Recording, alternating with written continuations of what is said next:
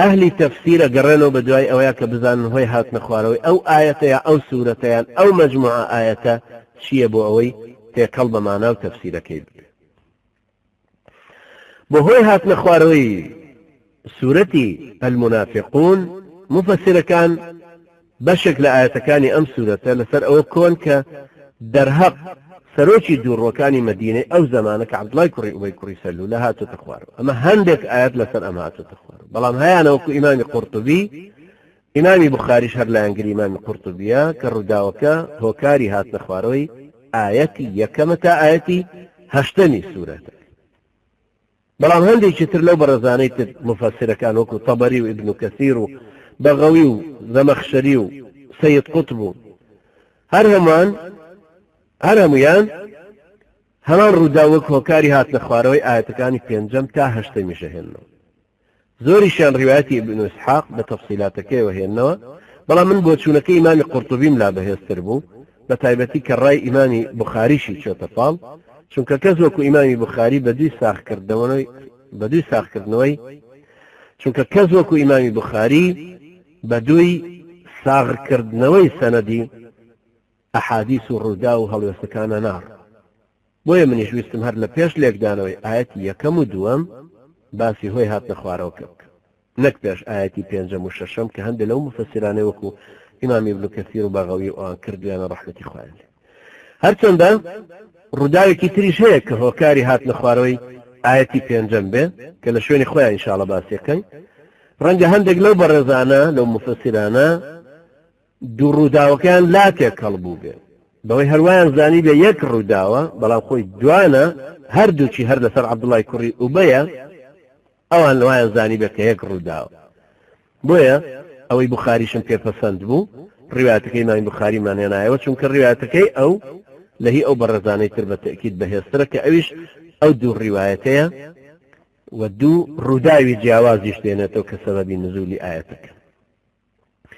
من لە سەرەتاوە سەر ڕیواتەکەی ئیمامی بوخاری هێنمەوە، اینجا ڕیواتی ئەو بەڕێزانەی تریش کە ئەوانیش هەر لە زۆرێک لە زانانی سەلەفە و جێڕاویانەتەوە، بەڵام بە تەئکید لێکۆڵینەوە توێژینەوەی سەنەدەکانی لای ئیمامی بوخاری بەهێزترە، چونکە ئەو پیشەی تەمەنی پیرۆزی خۆی 16 دانە ساڵ تەرخان کرد بەس بۆ کۆکردنەوەی حەدیث و هیچ سەنەدێک هیچ حەدیثێکیشی نەنووسیوە، هەتا لە کەعبە نەینووسیبێ، تا غوسڵی دەرنەکردوێ، دەستنوێژی نەگرتوێ، دوورکان نوێژی نەکردوێ، حەدیثی نەنووسیوەتە. ئیمامی بوخاری ڕەحمەتی خوای لێ بە لە زەیدی کوڕی ئەرقەمەوە ئەجێڕێتەوە کە فەرمووی لەگەڵ مام بووم، زەیدی کوڕی ئەرقەمە فەرمێ گوێم لێ بۆ عەبدوڵای کوڕی ئوبەی کوڕی سەلول کە سەرۆکی منافقەکانی مەدینەیە، سامان و خۆراکیان ئەیوت سامان و خۆراکتان مەدەنە پێغەمبەری خۆ. هەروە گوێم لێ بوو ئەیوت شەرت بێ ئەگەر گەڕاینەوە مەدینە ئەبێ پیاو ماقوڵ و عەزیزەکان زەلیلەکان لە شاروە دەرنێن. منیش مناڵ بووم چوون بۆ مامم گێڕایەوە.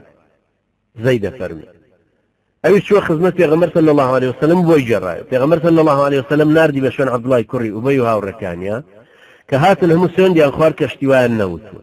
ئیتر پێغەمبەری صلی الله علیه وسلم بەڕاستی دانان و منی بەدرۆ خستەوە. تووشی خەم و خەفەتێک بووم کە قەت شتیوان بەسەرا نەهات. چوومەوە ماڵەوە لەوێ بووم کە ئەو ئاەتانەدا بەزینە خوارە و ئیذا جاءك المنافقون تا ئەگاتە لەیخرجن الأعز منها الأذل. اینجا پێغەمبەر صلی الله علیه وسلم ناردی بە شوێن و فەرمووی إن الله قد صدق، خوای گەورە تۆی بە ڕازگۆ دانا، بەرشاهیدیدا کە تۆ ڕازگۆی. اینجا سەیری ئەو عیزەتە، سەیری ئەو خۆشحاڵیەی زەیدی کوڕی ئەرقەم کە هێشتا مناڵێکی 14-15 ساڵانە و ئاوا خوای گەورە ئاەتێکی لەسەر بنێرێتە خوارەوە کە تاکو ڕۆژی قیامەتە خوێنرێتەوە کە گوێچکەی تۆ گوێچکەی ئیماندارە و ڕاستگۆیە و دڵسۆزی پێغەمبەری صلی الله علیه وسلم. ئیمامی ترمذی حەدیثێکی ترە جێڕێتەوە فەرمێ کە زەیدی کوڕی ئەرقەم فەرمووی لە غەزایەکە لە خزمەت پێغەمبەر بوو صلی الله علیه وسلم، طبعا هەندێک ڕیواەتی شەبەنی المستەلقە، ئەعرابیشمان لەگەڵ بوون. جاری وا هەبوو پێشەوەی ئێمە بگەینە سەرچاوی ئاوەکە ئەعرابیەکان زووترە گەیشتنێ، ئاوەکەیان هەڵە کێشاویان کردە حەوزێکەوە، ئەنجا وشترەکانی خۆیان ئاوەدا. پێستەیەکی شانەدایەوە بەسەریا بەسەر حەوزەکەیە بۆی کەسی تر بەکاری نێنێ. اینجا چاوەڕێیانە کرد تا دەستەیەکی تر لە هاوڕەکانیان بێ لە عەرابی تر بێ ڕێگایان بکەن. جارێکیان کابرایەکی ئەنساری هات زڵەوی ئەسپەکەی شل کرد تا ئاو بخواتەوە، عەرابیەک ڕێی لێگرت نەیهێشت. اینجا کابرای ئەنساری بەردێکی لە لێواری حەوزەکە لادا و ئاوەکە ڕژایە چاڵێکی ترەوە. کابرای عەرابی تەختەیەکی لەو ناوە هەڵگرت و چەشای بەسەری ئەنساریەکە و سەریش کرد. عەبدوڵای کوڕی ئوبەی سەرۆکی منافقەکان بەدەنگەوە هات و کابرای عەرابی کە دۆستی بوو باسەکەی بۆ گێڕایە. عەبدوڵای کوڕی ئوبەی زۆر تووڕە بوو. پاشان بە عەرابیەکانی و سامان و خۆراکی خۆتان مەدەنە ئەوانەی دەوری محەممەد صلی الله عليه وسلم. ئەگەر دیتان ئەوانەی لە دەور و بەرین قەڵەباڵغن مەچن، خواردنەکە مەبن کە هەستان ڕۆیشتن چۆڵ بوو خۆتان خواردن ببن، خۆشتان لەگەڵ محەممەدا لێوە بیخۆن.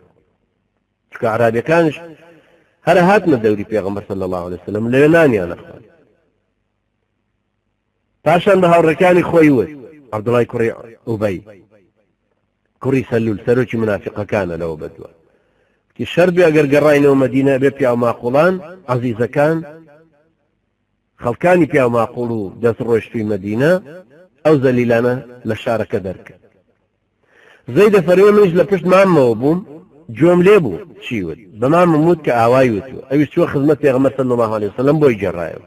پێغەمبەر صلی الله عليه وسلم ناردی بە شوێن عەبدوڵای کوڕی ئوبەیە کە هات نکوڵی لێ کرد زۆری سوێند خوار کەشتی وای نەوتوە. پێغەمبەریش صلی الله عليه وسلم فەرمووی ڕاستەکەی. ئەوی بەڕاستگۆ دانا و من لەیا بەدرۆ کردم. مامم هاتە لامەوە وتی وا ئەزانم پێغەمبەر صلی الله عليه وسلم زۆری ڕقلێت هەستا بێ مسڵمانانیش هەروەها. ئیتر خەم و پەژارەیەکی زۆر دایگرتم کەشتیوان قەت توش نەبوو تووشی کەس نەبوو ئاوە. ئیتر سرم لە خەفەتا زۆر قورس بوو. کەچی دوایی پێغەمبەر صلی الله عليه وسلم هاتە نزیکمەوە دەستی هێنا بە جۆچکەما بە ڕووما پێکەنی. ئەوەندە خۆشحاڵ بووم ڕەنگە بە نەمری لە دنیای بمامایەتەوە ئەوەندە خۆشحاڵ نەبوومە. دواتر ئەبوبەکری سیدیق خوا لێ ڕازی بێ ئەویش هاتە لامەوە فەرمووی پێغەمبەر صلی الله عليه وسلم چی پێ فەرمووی؟ وتی وەڵا هیچی نەفەرموو بەس دەستی پیرۆزی بە جۆچکەما هێنا بە ڕووما پێکەنی. ئەبوبەکر فەرمووی دەی مژدە لێبێ. عومەری کوڕی خەتابیش بە دوایە هات و ئەویش هەر لێی پرسیمەوە بەویشم هەرواوت. بۆ سبەینە بەیانی پێغەمبەر صلی الله عليه وسلم سوورەتی المنافقونی خوێندەوە کە هات بۆ خوارەوە لەسەر ئەو ڕوودا. ترمزی ڕەحمەتی خوای لێ بێ فەرمێمە حەدیثێکی حەسەن و صەحیحە لە ڕێگایەکیانەوە حەسەنە لە ڕێگایەکی ترەوە صەحیحە سەنەدەکەی. ڕیوایەتەکانی ئیمامی موسلیم و ئیمامی ئەحمەدیش هەر بەم شێوە جێڕاونەت.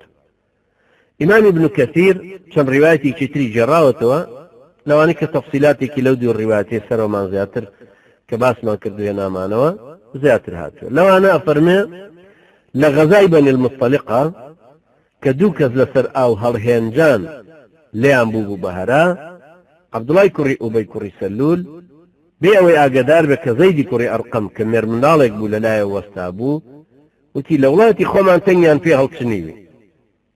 بەخوا قەسەم نمونەی ئێمە ئەم سیخنانە مەبەستی پێغەمبەر و سەحابەکان بۆ عەلەیهی سەڵات وەسەلام ئەم گەردە زلانە کە تێر نابن کە هەمووی ئاواڵێ هەروەکو ئەو پەندەیە کە ئەڵێ سەگەکەت قەڵەو کە با بتخوا. وەڵا گەرم جارە بگەڕێنەوە مەدینە بێ عەزیز و پیا و ماقوڵانی شار ئەم زەلیلانە هەمووی لە شارەکە دەرپەڕێنن. ئەنجا گەڕایە لای تیرەکەی خۆی و وتی چیتان بە خۆتان کرد؟ هێناتانن بە وڵاتی خۆتان سەرۆت و سامانی خۆتانتان لەگەڵا بەش کردن. وەڵا گەر لێیان بگەڕانایە ئێستا جێیانە هێشتن و ئەچوونە شوێنێکی کرد. زەیدی کوڕی ئەرقەمیش خوای لە ڕازی بێ گوێی لێ بوو. هەواڵەکەی لە ڕێی عومەری کوڕی خەتابەوە خوا لێ ڕازی بێ گەیاندە پێغەمبەر صلی الله عليه وسلم. عومەر فەرمووی ئەی پێغەمبەری خوا فەرمان بدە بە عوبادەی کوڕی بیشر با بچێ بۆی و لە گردنی بدە. پێغەمبەر صلی الله عليه وسلم فەرمووی فكيف إذا تحدث الناس يا عمر أن محمدا يقتل أصحابه لا ولكن نادي يا عمر بالرحيل. فەرمووی جا چۆنە بێت دوای خەڵک بڵێن وەڵا محەممەد یاوەرەکانی خۆی کوژێ؟ نابێشتی وا بکەین. ئادێ هاوارێک لەو خەڵکە بکە بانکە با لێ پێچن بۆ ڕۆیشتن.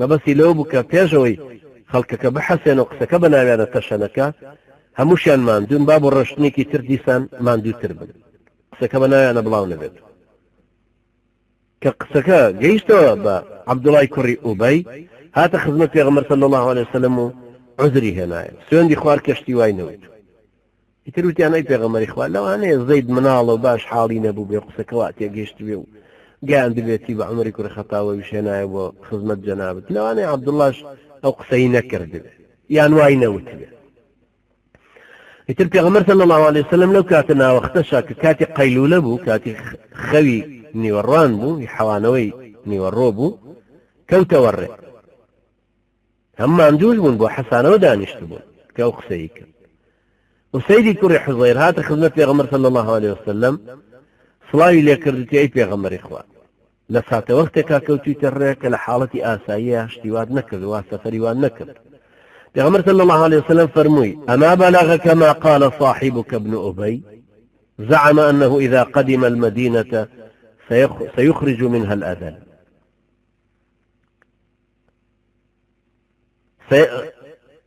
زعم أنه إذا قدم المدينة سيخرج منها الأذل يعني سيخرج زعم أنه إذا قدم المدينة سيخرج منها الأذل يعني ندبست ابن أبي هاورتي وتوا لا في أول يداك أجر بقرته مدينة زليل كان لشار درك وسيد فرمي أي بيغمر إخوة بخوا قسم جنابة عزيزي أو زليلة بەڵام تخوا نەرمونیان بە لەگەڵیا بەخوا لەو کاتەیە کە خوای گەورە بەم خێرەوە بەڕێستانی نارد بۆ ئێمە خەریک بووین تاجمان بۆ ئەو پیاوە ئەچنی تا لەسەریکە بیکەین بە مەلیکی خۆمان ئێستا ئەو وا هەستە کە جەنابەت کە هاتووی پلەپایەکەت لێگرتووە ئیتر پێغەمبەر صلی الله عليه وسلم بە هەموو یاوەرانەوە کەوتەوە ڕێ تا ئێوارە داهات دوای ئێوارەش کەوتە ڕێ تا بەیانی داهات بەیانیش کەوتەوە ڕێ تا چێشتەنگاو داهات بۆی قسەکە بەناویانە کەشەنەکە هەر بەوەندەی کەوتنە سەر عەرزەکە وەستان دانیشتن هەموو خەویان لێ کرد تر لەوێشە سوورەتی المنافقون هاتە خوارەوە ئەمە ڕیوایەتەکەیە کە ئیمام ابن کەثیر ڕیوایەتی کردووە کە سەبەبێکە بۆ بە شێوەیەکی گشتی ڕیوایەتەکان دیارە هەمووی لە دەوروبەری ئەوە سوڕێنەوە کە بە سەبەبی منافقەکان هاتۆتە خوارەوە لە هەموو ڕیوایەتەکانە ئەوەی تایە کە عەبدوڵای کوڕی ئوبەی ئەڵێ ئەگەر گەڕاینەوە مەدینە ئەبێت پیا و ماقوڵان و پیا و ناوداران و دەسەڵاتدارە عەزیزەکان ئەو زەلیلانە لەم شارە دەرپەڕێن و دیارە دواییش هەر لەو شێوە لەو ڕێگایە ئەو سوورەتە هاتۆتە خوارەوە کە بە حەول و قووەتی خوای پەروەردگار ئەگەر زیندوومان دە دەرسەکانی داهاتووە دەینە سەر تەفسیری ئاەتەکان یەک یەک ئینشاءالله تەفسیری ئەکەین خوای پەروەردگار لە ئێمەش و ئێوەشی قبوڵ کە و سەرکەوتومان کە یارمەتی دەرمان بێت لە ڕوونکردنەوەی ئەم دینەیە و تێشمانگەێنە لە دینەکە و ڕەحمەتی خۆیمان بەسەرا ببارێنێ خۆشەویستی خۆی بخاتە ناو دڵمانەوە نوێژ و تاعەت و عیبادەتەکانمان لێ قبوڵ کە أقول قولي هذا واستغفر الله لي ولكم وجزاكم الله خيرا والسلام عليكم ورحمة الله وبركاته.